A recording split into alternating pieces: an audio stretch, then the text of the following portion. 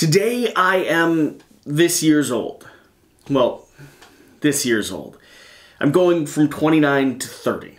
I'm moving out of my 20s, which does feel weird. And I don't know that it's as terrifying or horrible as other people that have made this transition before me have said, but I am mixed about it. I don't quite know how I feel about entering this new stage of life, I suppose. And I know there's going to be a lot of people yelling at me saying, you're young and you're not losing all your hair immediately and you still have so much life in front of you.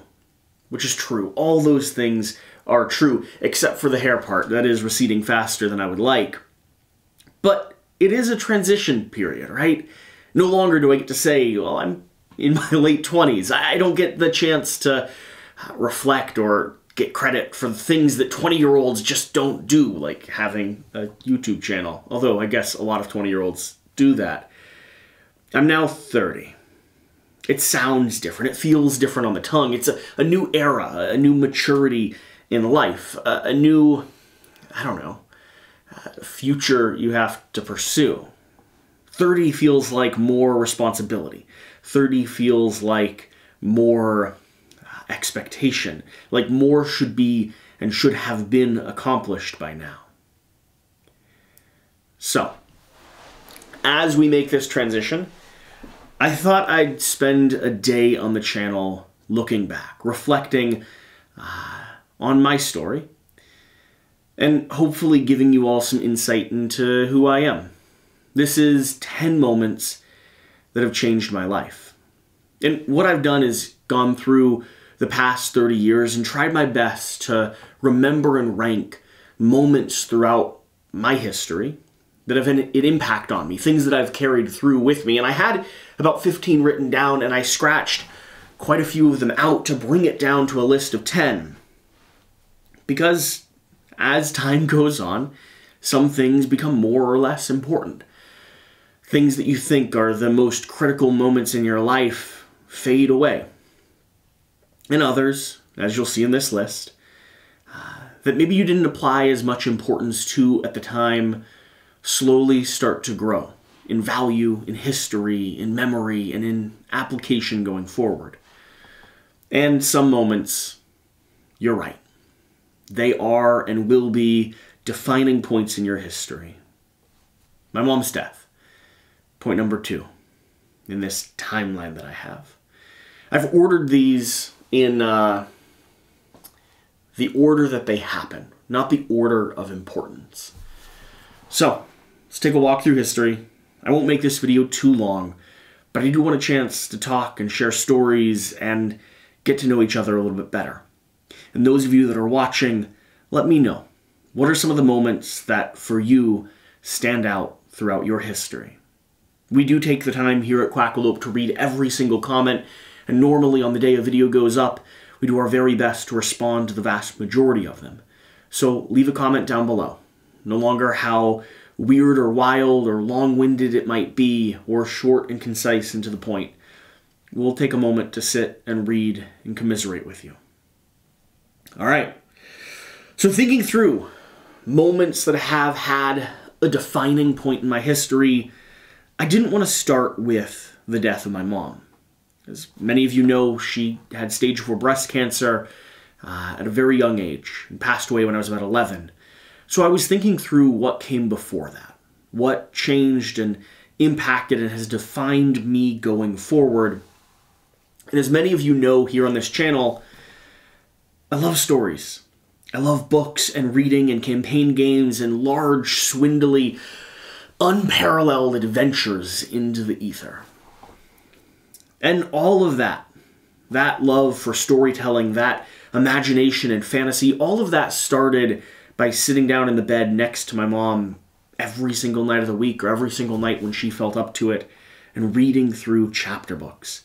I remember going through the Redwall series with her, reading the first one and just diving into that adventure. I remembered the Harry Potter books were coming out when I was growing up, and so that was a shared experience as they were published and journeyed through. And then as I got older, I read the Pretties, and I read through the Aragon series, and I read through Lord of the Rings with my grandfather, and experienced the movies and the video games and the TV shows and all these other journeys and applications, but it all started from that initial point. From sitting down in a bed, curling up next to her, and going to sleep listening to stories. I remember when I first went to sleep, I used to always listen to things, Adventures in Odyssey and Veggie Tales and stories of Everest, like these horrible stories of people that really did climb Everest and really did nearly freeze to death. And I had one cassette tape when I was little, The Wind in the Willows, and then the Pokey Little Puppy. And I had those narrated by my family. It's something I would love to do for my kids whenever I have them and as they grow. Take the time to sit and voice record from all the members of your family little sections of audiobooks to put together this whole little cassette tape. So that as I was going to sleep, I heard my grandfather voicing the Pokey Little Puppy. I heard them reading The Wind in the Willows, and those fantasies, the stories my family told me, were the stories that made me fall in love and have this career and this passion that I have now. So, books with my mom is the starting point. I think it's defined a lot about me going forward. Starting point number 2. One of those moments that is and will always be a defining point. And the way it defines me changes with time. It's changed from when I was a young kid, not really understanding what cancer was or just how sick my mom was. I remember we pulled out all of her hair when she started chemotherapy treatment and put tattoos on it. Might be a thing that influenced me to get some later, to my parents' and family's chagrin. But I remember trying to look past the sickness in our household. Not me personally, but the family tried to make life as normal for us kids as it could be. And so when mom was feeling up to it, she was an incredible mom. And when she wasn't, we didn't really notice. When she was puking and bleeding and sick from radiation, from poisoning herself to try to get rid of the thing that was killing her. But it was too late by the time they found the breast cancer. It had already metastasized, I believe. It was already stage 4, and eventually it caught up. She lived for about 7 years, longer than they had given her from the point that they diagnosed it, and long enough for my sister and I to remember her, which was ultimately her goal. And so when I was little, cancer was a different thing. When I was a teenager, it was about grief and not really understanding and not having that figure that you're supposed to have. And it was about processing, right? It's very hard to lose a parent. And there's no real good script on how to go through that process. And so I found my own through various different passions and lots of chaos. In my 20s, it's been about moving forward, about being able to joke and laugh and reflect and talk and share. And I think in my 30s, it's going to come up anew. As I start having kids and looking at life and having a new context for what my mom went through when she was looking at us. I'm not very far away from the age she was when she passed away. At 30, right now, I'm in the middle of where she would have been. And that's a lot. Only a few years left to live, and I've already survived the few years that I was told I had. And I haven't even started my family like she has. So, one of those moments that will always define me. But it'll change how I relate to it, and how I move forward, and how I grow, and how I continue to come to understand my experience through my mother's death, and the rest of my family's experience and relationship with it as well. Number 3. Part of that grieving process throughout my teenage years, came up with two defining points. The first of which happened when I was around 13 years old. My grandfather took me on the Appalachian Trail. In fact, I missed most of 8th grade. We figured that was one of the least important grades, so didn't need it anyway. Don't worry, truancy officers. I carried an algebra textbook with me, which I think counts as learning. I didn't learn any math, but I did carry it for a long time. We left from the Pennsylvania-Maryland line and hiked the whole way to Mount Katahdin, Maine, about 3.5 months on the Appalachian Trail. And I was 13, but no one treated me like I was a kid. I was able to carry my own bag. In fact, my grandpa started loading me up with extra stuff as we journeyed on. And every day, we would wake up, pack our bags, have breakfast, and then hit the trail. Tuna fish and Lipton pasta sides, right? That's what my grandfather always tortures me with now whenever I go down to visit. And that was such an incredible experience. I'm still perpetually nostalgic for the feeling that I had there on the trail, the feeling of exploration and of journeying through, the health and the well-being that I had, the connection I had to the world and nature, and the way that I feel like I grew up there. I think a lot of the pain and the trauma of death was processed there on the trail. And I got to have a relationship with my grandfather that I never would have had to the degree that I do if it weren't for that opportunity. It's something that, again, that I hope to replicate and I hope to be able to explore. And it's hard to do. It's hard to find 6 months to hit out onto the trail and to hike across the country. But I will, I think, always look back at the time I had on the Appalachian Trail and the amount of growth that I did as a person and the amount of confidence that I was able to find by journeying through that. I always look back at that really fondly. The second moment that I wrote down from my teenage years, still in the midst of processing and trying to figure out what life and death is, was in, I believe, the 10th grade. I think I was about 15 years old. I took a 150-day vow of silence. Now, I was angsty, and partially it was a religious thing, partially it was a self-determination thing. I was trying to figure out who I was. I was trying to figure out what I could do, how far I could push myself and the people around me. This is a trend that has continued throughout my 20s. I like being the person that does things that other people won't. I like traveling across the country and sleeping in my car. I like being the person that works all night. I like pushing myself as hard as I can to my own detriment often.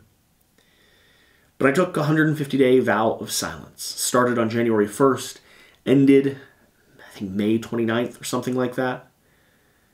And I really relish that opportunity. It's something that I would readily do now, today, if it weren't for the fact that I run a channel and communication is such a central part of life at the moment. But I didn't speak. I didn't make any noise with my vocal cords. And I found that it meant I had to slow down. I had to be more contemplative.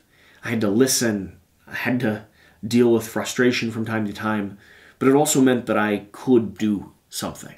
If I set my mind to it, if I determined that I was, if it was a binary black or white, I could do it. I feel like I am today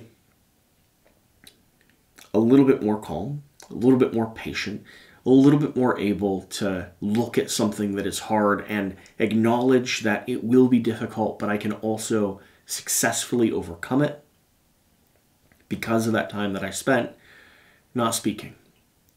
And yeah, it was complicated with school, and it was complicated with my family.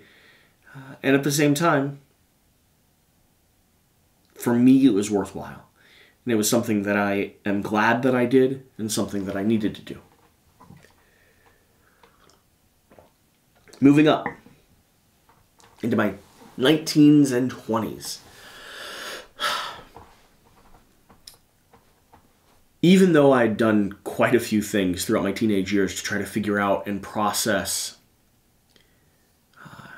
my mother's death, hiking on the Appalachian Trail, taking a vow of silence, and diving very deeply into religion and into faith.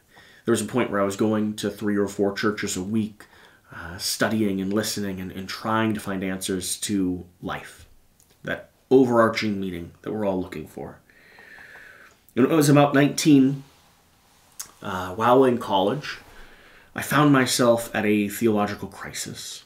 I won't go into aggressive details here because it's not an area for religious debate, but I was having a really hard time reconciling the nature of a good God who loves us and sacrificed himself for us with the evil and the suffering and the pain that we experience here in the world.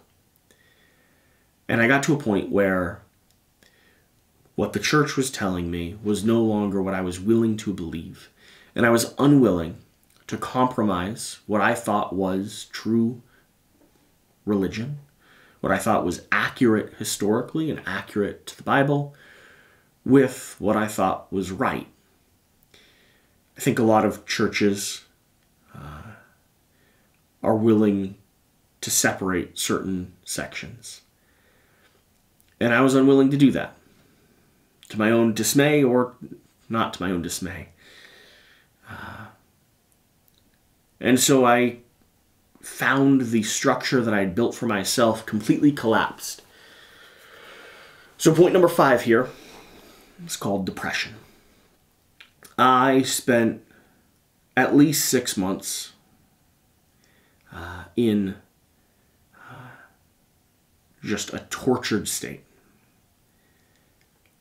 trying to keep whatever balls that were still afloat juggling. I got to the point where the college and the students around me thought I had dropped out because I disappeared so much. But I hadn't. I would go to sleep, I would wake up, I would walk to class, I would try to get my work done just enough to keep going, and then I'd go back, maybe grab a bite to eat, and then sleep. Disconnected from the people around me, and I sat embittered and battled with myself for months on end. I went to the counselor multiple times, never willing to give them much information, and for some reason, this kid that kept just showing up didn't raise any red flags. And eventually I figured my way out of it through lots of psychology videos, through lots of books. Atlas Shrugged was a big one for me at that time period. I liked the depiction of someone who could take control of their own life. I appreciated the argument that I was not at the whim of the rest of the world, but I instead could be in control of myself, of my emotions, of my future, and that the depression that I was in the midst of was a consequence of choices that I had made and life that had happened, but that I was not at the whim of it. And so I started climbing my way out. I got into a relationship, I got tattoos, I started building bridges that gave me some type of new structure. Not aggressively firm ones, but something to get my hands around and continue moving forward. But that time period, and that loss of faith, and that period that I spent severely depressed, I used to say, and I'd almost continue to say, that it was more traumatic and more painful for me than losing my mom. But I think a lot of that is because so much of the grief of her loss and the processing of what death is was caught up in that. I'd used religion as a cure. I used faith and compressed a lot of the grief that maybe should have happened when I was younger into this little ball, into this foundation, into this structure. And so when that started to collapse, I not only had to deal with the loss of my foundation and the confusion of general life, I not only had to deal with the fact that being 19 and 20 is hard, but I also had all this unresolved, unprocessed, unfigured out pain. And I had to work my way through that as well. Moving up, one of the things in college that absolutely changed my life, that I spent a year struggling for, was a $5,000 loan. It's what started all of this in its own way. I got a contract to do some photography, discovered that I liked it, and discovered that there was a potential business within it. So I spent the next year fighting with the financial aid department at Berea College to get access to $5,000. I was a poor kid without a job that paid very well. $5,000 was a lot of money to me. And I had to drop my English and communications major. I had to make an independent major that required a certain amount of equipment to complete it, and the school couldn't provide that equipment, so I was able to get access to a loan so that I could then start my photography business. And I did. I started shooting weddings, I started shooting commercials, I started using the equipment that I was able to get to push forward with this career. And by the time I graduated from college, I was walking across that stage with a camera in my hand and was working for myself full-time after I got my degree. And that's continued to be the case. I've never had serious employment since leaving college, despite the world flipping upside down, and now YouTube is my job. So that $5,000 loan had a massive impact on me. Moving forward, moved to Washington, D.C., followed a relationship there, and discovered through a few different tendrils a little game called Kingdom Death Monster, and I became infatuated. Kingdom Death is really the game that is unfairly my number 0, right? It's the game that started all of this. For a while on my account, I just said, Kingdom Death, this is all for you. I loved that giant big box experience, the macabre indie game, the giant project that was in front of me. From miniature building to playing through campaigns to meeting and connecting with various friends, all the way up to starting this channel where I could talk and share and discuss and hopefully produce better quality content around this hobby that I loved. And yeah, we're into a lot more board games now, but Kingdom Death is and was the foundation to all of this. So discovering that in Washington, where I didn't really have any contacts or friends, and then diving headfirst into that as life became more complicated, as my relationship came to an end, pursuing and obsessing over a hobby then meant that that hobby had to become a career, and that career is this Quackalope. In the midst of that, about a year after discovering Kingdom Death, I had a contract with a company in DC, running and helping run their YouTube channel as well. And they had some, let's say, financial mismanagement on their part, which is not uncommon in Washington, D.C., but it resulted in me having an apartment, having just started Quackalope, about 6 months in, less than 1,000 subscribers. I had an apartment on Capitol Hill in Washington, D.C. I had a contract that gave me some security, and they pulled the plug.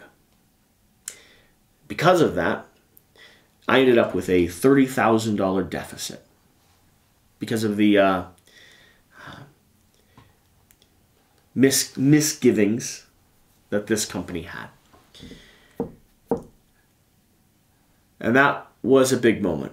I remember that feeling of anxiety and fear in the pit of my stomach looking at, I didn't really have a wedding business anymore. I had a rent or a lease that was due on Capitol Hill within the month. And I had no income coming from Quackalope and not a very big community here yet. And still, I was unwilling to let them win.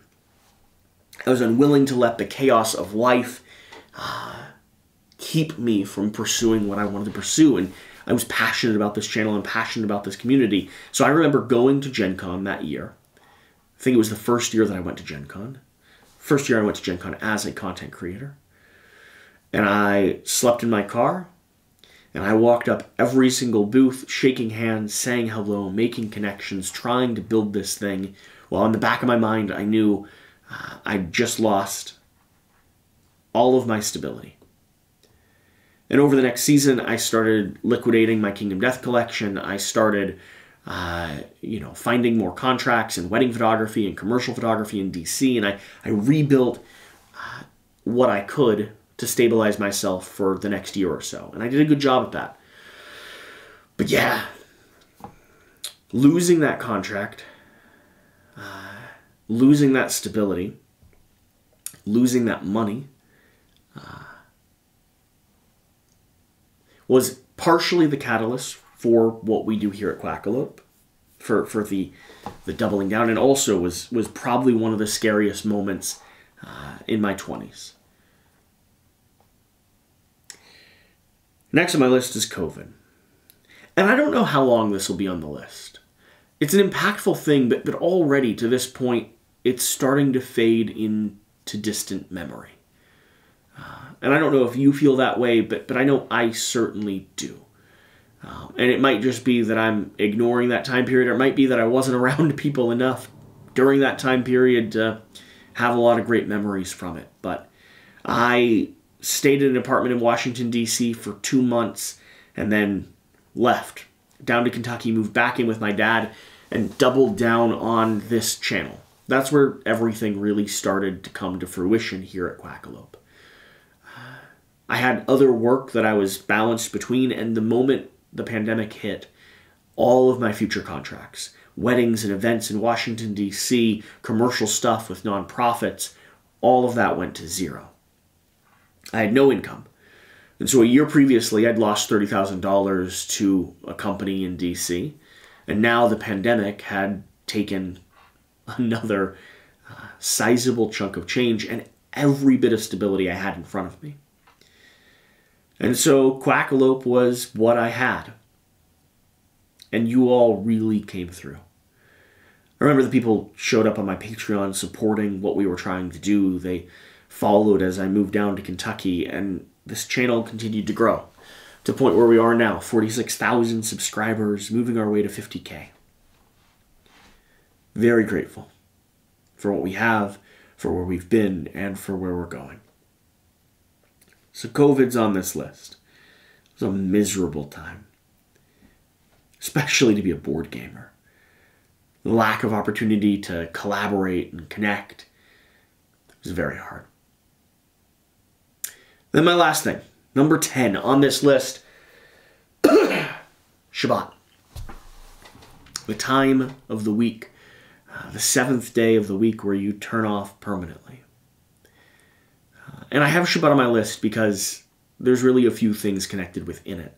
I came up here to Cleveland, Ohio to spend Shabbat with a family, and that's where I met Shira. And that's also where I started getting interested in Judaism. So that journey's been the defining point of the last year and a half or more. For those of you who don't know, I'm in a relationship with Shira. I think most of you here on the channel know. And hopefully this next year we have a wedding. That's the plan. We're very serious about the relationship.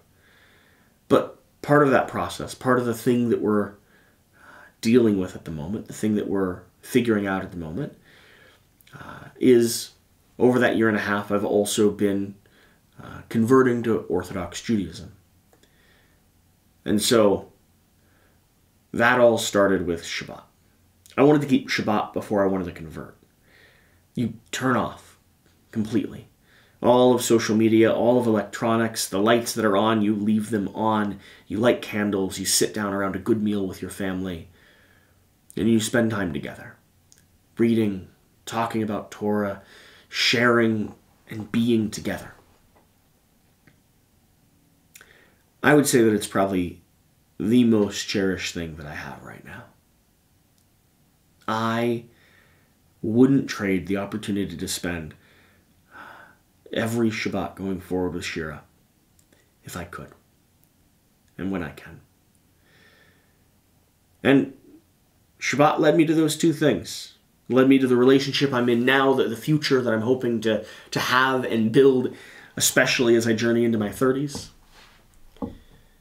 I hope that we're able to travel the world and continue to build this business. I hope that we're able to start a family and move into this next era, this next stage of life together. And I hope that we're able to keep Shabbat every single week.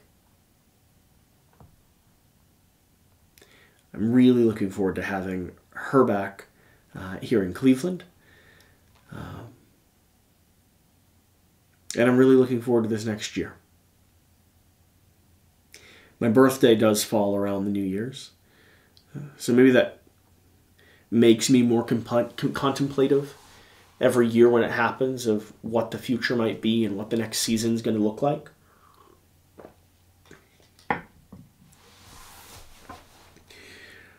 That's number 10 on my list. That first Shabbat. The first Shabbat where I met Shira, the first Shabbat where I sat down and played board games, and where I left and started asking questions and started rekindling faith.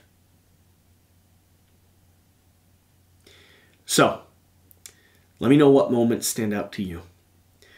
And I'll continue doing this type of video in the future, down the road, reflecting and looking back and seeing what things stand out. I'm curious to see what remains impactful, what changes as time continues moving forward, and what fades or is replaced by other moments in the future. Because there's a lot of life left. For all those that have a birthday here in January, happy birthday. Secretly, I like us January kids the most.